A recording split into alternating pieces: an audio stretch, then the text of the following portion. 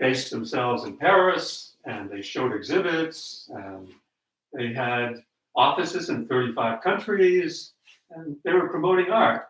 But nobody knew that this group was founded by the CIA, and that the money going to it was taxpayer money. Nobody had any idea this was going on. But they felt that this was important because they wanted to prove to the Soviets that American artists were free to paint, they could do whatever they want, where you guys over there, people were going to jail if you did this kind of art. And they wanted to show that Americans were much more superior. So they were funding the Partisan Review. They were funding the Cultural Affairs Group, and they also had a guy named Thomas Braden. He was the executive secretary of the Museum of Modern Art. He was also a CIA employee. Most people don't know that, but people do now. I mean, if you look it up, you'll see that it was part of the whole movement to promote the abstract expressionists at the time. Now, what makes this really, really kind of almost unbelievable is that you had McCarthy at the same time who was going after communists. This was all happening at the exact same time. McCarthy believed, as well as some people in Congress, that almost all these abstract artists were all communists. And they were going after them. Jackson Pollock, of course, said he was a communist. A lot of them said they were communists. His buddy Siqueiros was in the jail. He was a communist. They were all, they all espoused that. So while the FBI was hunting down communists for McCarthy, the CIA was promoting these people with taxpayer money, getting them out there, making them more famous. Wow. So it was rather a strange time in American history.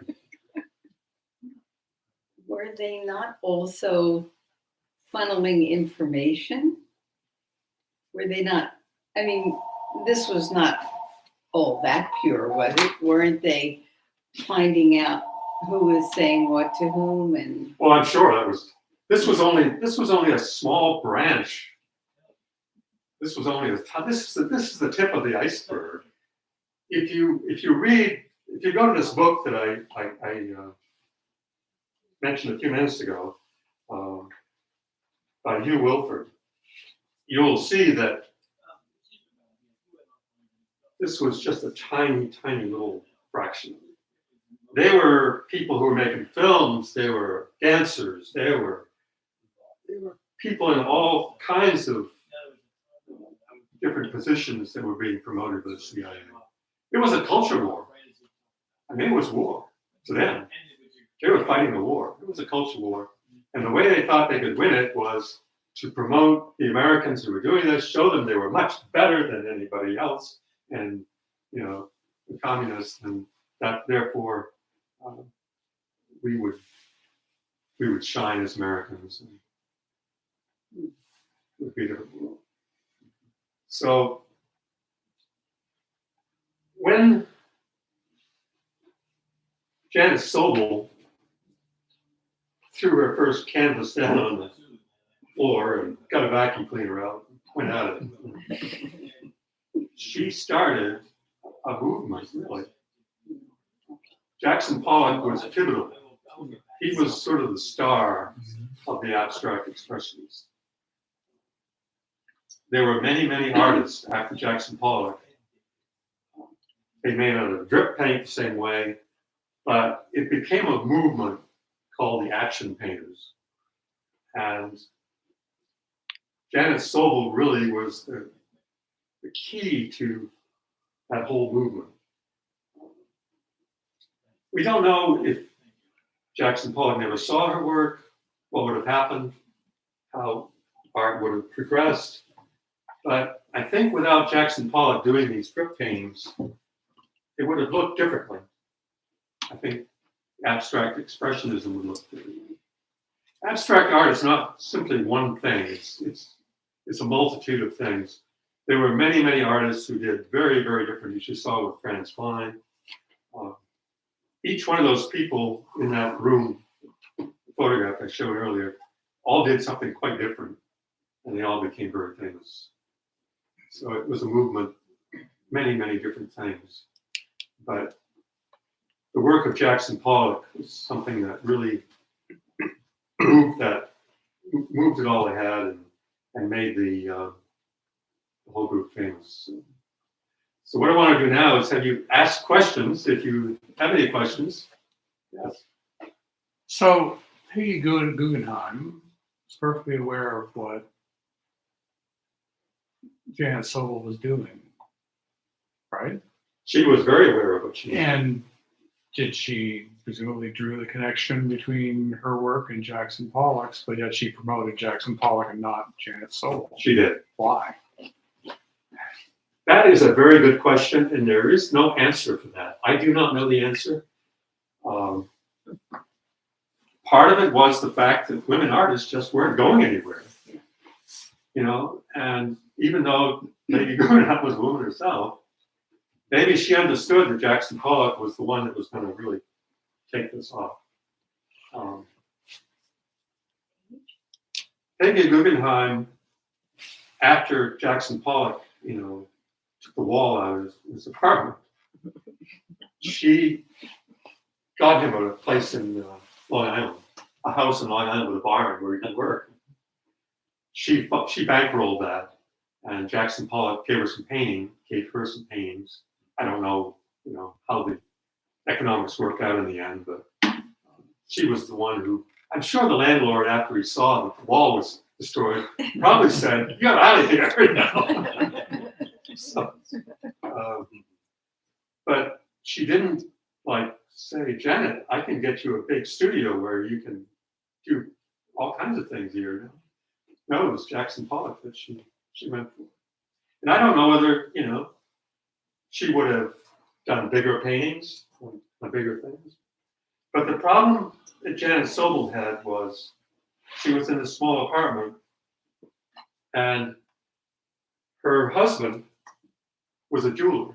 He ran a jewelry business, and it was based in New Jersey.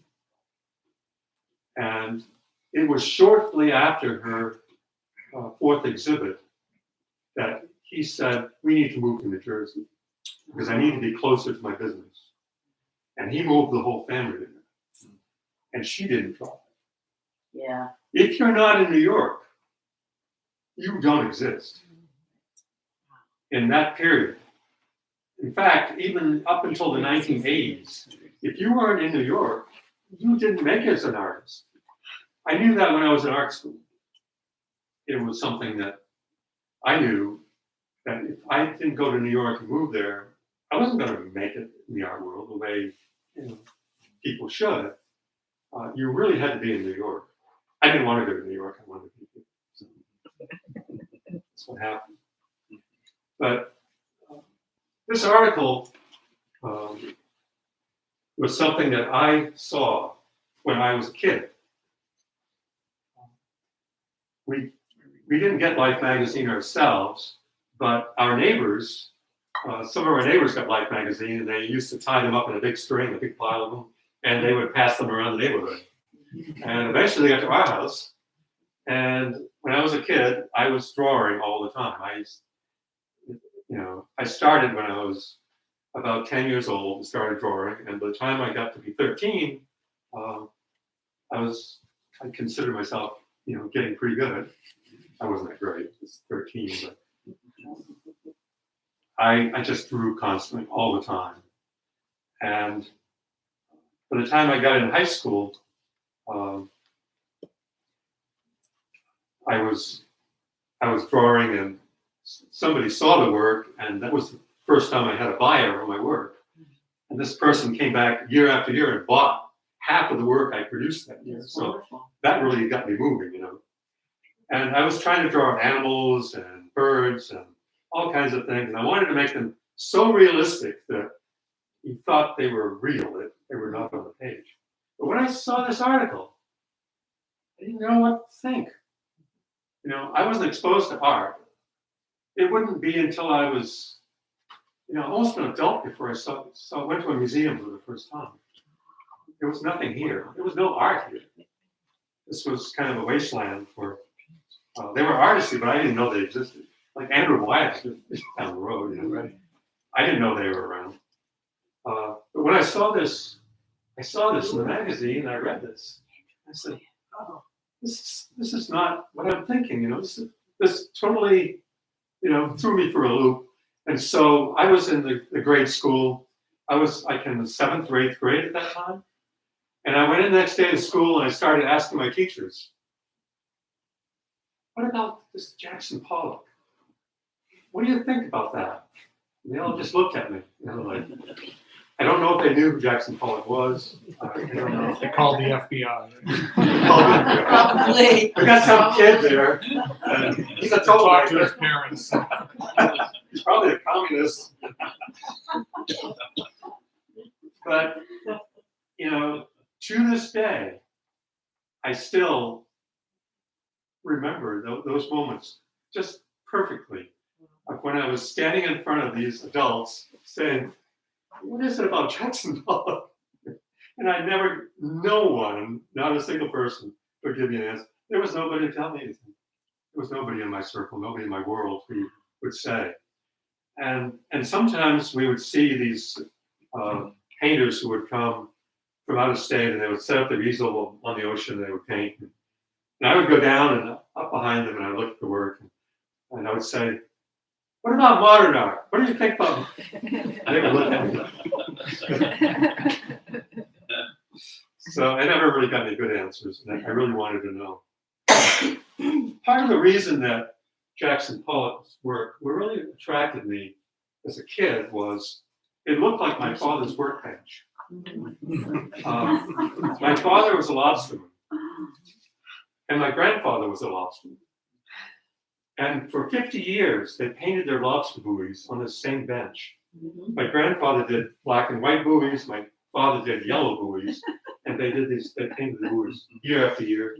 And of course, the paint splattered all over the bench for 50 years. And it was layered. And it looked so much like that. And I always thought that bench was really nice. You know, I thought it was beautiful. But I didn't think about it as being art until I saw Jackson Pollock's work. That was the first time I went back to look at that bench again, you know. And I told my father, I said, you know, that bench is probably worth a lot of money. But my father kind of laughed at it, you know. I was serious. And I do believe if my father had considered that bench to be art, it may have become art. Yes. You know, it might have been framed somewhere. I also had a neighbor named Ray Robbins. His grandson is in the audience today. I used to go there when I was a little kid, and they were my second grandparents, or my third grandparents, because I had 2 sets of grandparents nearby. I was really lucky. Who could be lucky to have 3 sets of grandparents? But Ray was he was a house painter. He had a linoleum carpet in his house, and it was worn. It was getting worn. And being a house painter, he had these cans and cans and cans of paint. So being very thrifty as he was, he decided to drip paint on his linoleum. And he went all over, he dripped paint over the entire linoleum. So he got the whole thing covered, and it looked like a new, you know. And I used to look at that when I was a kid, you know, and his carpet. And then, of course, when I saw Jackson Pollock, I thought about his carpet, you know. Another connection. So. Any other questions? So Pollock's wife was an artist. That's how they met. Yes, So yes. I'm sorry, she's I didn't get into that part of it. There's so much I could cover. I could spend a week here with you. Yeah, folks. but I mean, it sounds like she's another woman artist of the day that fell Yeah. into obscurity. Well, the problem with being a woman and being the wife of Jackson Pollock, that was very extreme Yeah, because she was totally eclipsed by Pollock. yeah. Her work was really, really good. And Jackson Pollock was influenced by her. If you look at some of his work at the same time that she was painting, they're similar. Yeah. And I don't think it went one way, it probably went both ways. But she was a great artist in her own right. There were a lot of great artists at the time. What was her name again? Lee Krasner. And there are books about her. You can look her up on the internet. You'll find lots of stuff. You can look at her work. There was a movie made by about Jackson Pollock a number of years ago. And if you watch the movie, you'll see that it centers on Lee Krasner because she was very pivotal. Right. Without Lee Krasner, Jackson Pollock may have never made it anywhere because he had to meet Clement Greenberg. He had to meet Peggy Guggenheim. He was a kid who lived in Los Angeles. He was kicked out of high school. He went to the Manual Arts High School in Los Angeles. He was kicked out because of bad behavior. He was a real activist. Jackson Pollock is believed to have bipolar disorder, and he was an alcoholic. And that combination is really bad. All of the people who were around him tiptoed around him. They, he would have outbursts, and just it was terrifying to all of them. And Lee Krasner somehow put up with it, and it made it very difficult for him to socialize with other people. But she kind of broke through, and she introduced him to people, and he began to make it. When fame came, it became impossible for him. Between the bipolar and the alcoholism, he just went into a spiral down. He didn't paint the last 2 years of his life. He stopped painting altogether. The drip painting was beginning to wane on him. He thought he had just couldn't do any more of it. He couldn't figure out where to go. And he started doing figurative work in the drip painting. He was drawing figures in the drip painting, and they were only black and white. And Clement Greenberg didn't like it. And Jackson Pollock knew he didn't like it. And he got depressed, and he ended up crashing his car into a tree. And that's how he died. There's a lot to the story. Like I said, I could spend a week here telling all the details. They're all pretty amazing. It's all very interesting, but it would take forever to go through it all. So I want to spare you all that for tonight. If you have any other questions, I'll take another question. But that'll be it. Thank you for being here. One last question. Oh, One last question. Okay. so, you were describing how I know these kids. I was one of them where you just want everything to be like super real and you want it to be Absolutely. good and you want to render. And then you see this, like, are you like mad? How come this guy's famous? No, I wasn't angry. You were like I was trying to understand. intrigued and I wanted to understand, yeah, why was this art? yeah, got it. But I didn't know what I know now. Right. Jackson Pollock himself was trying to decide. Right. Is this art? He didn't know. He didn't know this was art. And a lot of people around him didn't. But he was a kind of a person who just believed, and it's what he was doing. Even though he didn't really know where this was taking him, he sort of believed in what he was doing, and he went for it. And it became what it was, And that's what you have to believe in yourself. You have to believe in what you're doing. There was a very famous teacher at the time named Hans Hoffman in New York. And he was very central to a lot of abstract artists learning. Lee Krasner knew him, and she invited him to the studio to introduce him to Jackson Pollock. And when he looked at Pollock's work, he said to Jackson Pollock, "That's not art." And that's what a lot of people believe. Yeah, it's in the eye of the beholder, really. That's right.